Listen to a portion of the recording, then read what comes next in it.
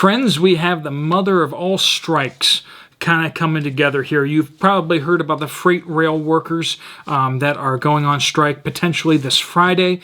We will cover that a little bit more here, but you may have heard of that. But what you may not have heard about is some of these others that are just like riding right on their edge there. There's some big issues going on with FedEx. You know, that small company that doesn't do all that much. FedEx is having some serious problems with their independent service providers, which are delivery contractors, basically. And we'll talk about that. UPS is looking like it's about getting ready for, they're going into another round of union negotiations. So they're the largest package delivery service in the world. They handle more packages than anybody, and they are looking at going into strike mode again, possibly, and that is a big deal.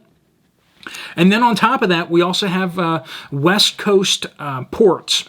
22,000 longshoremen have been working without a contract since June. They could go on strike literally any time right now. Now, they've kind of agreed that they don't really want to strike, but this has usually escalated towards going into a strike before, and that could literally happen at any time now. And it just matters how upset they get with the status of the negotiations, and they could move into a strike very, very quickly. So let's jump through these real fast. First off, let's continue talking about that West Coast port. So they had this contract that ran out at the end of June. So July 1st, they started operating without a contract of any sort. And this is most of the workers. So if these workers go on strike, they would shut down most of the West Coast ports. We're talking about Port of LA. We're talking about Long Beach. We're talking about Oakland. We're talking about all the way up in Washington State, like Seattle, Tacoma area. We got ports up there that would shut down as well because of this same labor union. So we'd have... While not all of the workers would be on strike in those ports, the workers that do certain jobs would be on strike, and so therefore it would bring those ports basically to a standstill, and other unions are going to be very loath to cross the union lines in order to go back to work. So if these guys go on strike, it really will grind things to a halt. Now, they haven't really wanted to do that because they're afraid of being demonized by, you know, the entire country for messing up all the supply chains. So they don't want to be the bad guys. Neither the companies that run them or the workers themselves want to be demonized like that. So they've kind of agreed, we don't want to do that.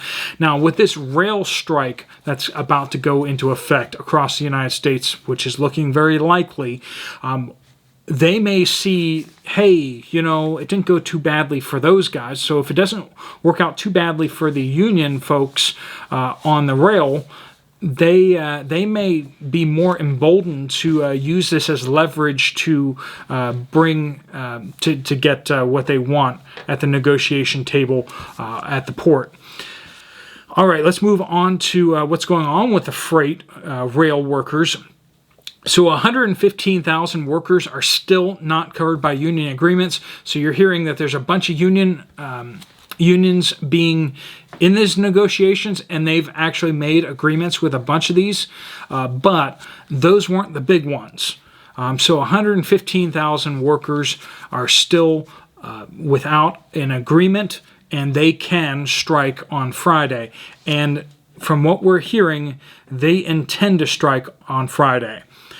They are very, very upset for a number of reasons, partially due to safety concerns, partially due to just super long hours that they're working that kind of ties into safety concerns. When I say safety concerns, basically they're accusing the companies of wanting to move to single person on a train kind of situations where there's only one engineer, or, well, and there's always just one engineer, but only one person in the cab, basically, instead of the mandatory two, which is current. That is not regulated by federal code, so if the companies just get the unions to go along with it, they could just start putting, one person on a whole train. And when you have these massive trains, that's kind of a big deal. What happens if something happens to that person? What happens if they have a heart attack? What happens if they pass out? Those are serious questions. What happens if they go to the bathroom and they blow through a stop or something like that, or don't see a signal, or don't pick up a radio communication or something like that? I don't know. So that does seem to have some pretty serious safety concerns out there. And then also, if you're working so much that you just can't stay awake, long hours combined with you being the only person on a train sounds like recipe for disaster. But so they've got all that going on, and then of course they want more money. They want more vacation time, stuff like that. Whether that's fair or not, I mean that's what negotiations are about. They need to come to a consensus with the employers about whether that. So we got BNSF, we got Union Pacific, we got CSX, we got all the big names of freight railroads that are on the other side of the negotiation table, and word is that they are trying to cut things down as lean as possible, and they are not wanting to budge on some of these things. So the rail workers are very, very upset from all reports. Now, I have heard some reports from some of you guys talking about rail workers potentially already going on strike now, particularly in passenger trains and such. Or another person said that they heard from some rail workers that they were going on strike Monday. So I don't know what that is. Supposedly they're not legally allowed to go on strike until Friday by federal law. So I don't know if Congress is going to pass a law that's going to make it so that they can't do this, or if the person sitting in the White House is going to try to send out an executive order and do something like that. But they shouldn't be able to do it before Friday. So if they're doing it unofficially, they might not be doing it in with the unions. They may be doing like a sick out, or they may be doing some other thing that's kind of like not fully sanctioned, and maybe they're trying to get a jump on things. Now, what we are hearing is that the union workers are accusing some of these businesses, some of these rail carriers of actually starting to monkey up the supply chain a little bit in order to kind of help put pressure on the unions to not strike. So they're basically starting to mess up the system, and then, so that when it gets worse, or even the system starting to get messed up before the date, they can bring that pressure to bear on the union to try to get them to get back to the negotiation table and not go on strike. I can't give them a little taste of the backlash they'll get from companies and basically the public. So I don't know what's going on there. Some of what they seem to be saying is that they don't want to get high security and like hazardous materials stuck out on the rails. Like when strike starts, they don't want to have nuclear waste and all that kind of stuff out there where they can't actually control it. They're going to want to make sure that those really critical things are in safe places before the strike goes down. So I mean that sounds reasonable, but the people that are involved are saying that there's shady stuff going on. So I don't know. Maybe that's the case. But then we come to FedEx. Basically, FedEx has been squeezing their delivery contractors. I read one article that basically said that pretty much 100% of their deliveries, FedEx's deliveries, are done by contractors. So it sounds like pretty much their drivers are contractors and small businesses that have drivers that are doing contracts for FedEx. That seems to be somewhat in line with what I've seen on some things on YouTube previously, but I don't know the intricacies of all that.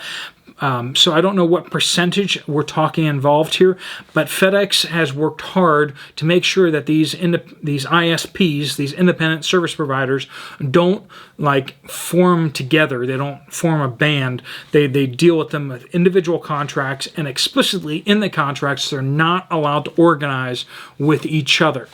But they have been apparently treating these contractors extremely poorly. They've been squeezing these contractors by not letting them out of their contracts while they've been jacking up their prices to consumers. They aren't raising any of those payouts to these contracting companies, and these companies are to the point where they're about to go under because they're being squeezed so hard, and so they can't organize together, but they're sort of talking about organizing a bit now. So Spencer Patton just a couple weeks ago at a massive conference of all these ISPs stood up and said, I can't tell you what to do because that would be organizing and violating a contract, but I can tell you what I'm going to do. And he said, Purple Friday. On Black Friday, we are going to just stop everything. We're going to stop delivering, period. Yikes. And he's using hashtag Purple Friday. So now that hashtag is being used for a bunch of sports teams, so wasn't a good hashtag to use, I guess. But so we may have a large-scale strike if FedEx stops moving products anytime towards the holidays. That's going to create a massive, massive disruption. So now when we talk about the stores, we're probably not going to be impacted by what inventory is in the stores so much. But when you talk about what is delivered from stores, a lot of the stuff that gets delivered from Walmart, I know at least here I get a lot of FedEx deliveries from whenever I order stuff off Walmart.com. That tends to come in by FedEx, or it comes by just some random person with a vehicle, which always seems a little shady. But, you know, it's like Uber, but like for your stuff. So if we have FedEx goes offline, that's going to really mess up the system pretty badly across the board. But railway workers, potentially this Friday, bringing things to a halt. So we are just seeing transportation issues, this massive strike that could ripple to several other carriers. And we're going to be seeing what's going to go on with that. So kind of brace for yourself. The railway shipping is probably not going to impact your stores immediately. It will probably take some time because they're so used to the trains moving relatively slow. Once they get to where they're going, they have to be unloaded. They go to this warehouse, then they have to be trucked from that warehouse to another warehouse, and then they finally start getting distributed out to the stores. So there's usually a lag time between trains getting to their destination and those products actually showing up on your shelves. So it probably won't hit immediately on your store shelves, but it may start hitting relatively quickly. And because there's so much inventory out there right now, expect that your stores are going to still have a whole bunch of stuff. It just may not be the stuff you want. They're not going to have the stuff that you want to buy. They're going to have the stuff that they can't sell. And so expect those things to kind of expand and take up more shelf space as they try to sell what they actually have. And they may have some good bargains out there. I've been meaning to get out there and check out grills. Apparently, Home Depot is just stuffed to the gills with grills out there. So if you're looking for a propane grill, you might be able to find a good deal for that. This is a good time of year for that since it's not the right season. All right, folks, if you found this video helpful or useful, you might want to check out another video from me right here. Otherwise, I will see you later. Steve Poplar out.